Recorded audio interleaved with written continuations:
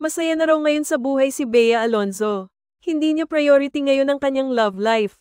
Pagkatapos ng nangyari sa kanila ni Dominic Roque, nakafocus siya sa kanyang career at negosyo.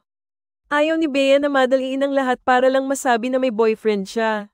Ngunit, maraming mga netizens ang nagsasabing hindi magiging madali kay Bea ang makahanap ng boyfriend na husband material sa kanyang status ngayon na isa ng billionaire.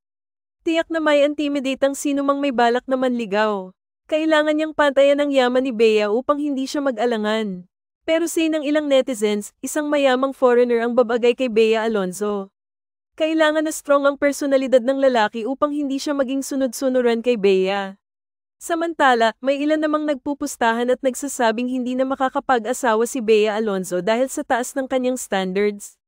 Ano ang say niyo sa balitang ito?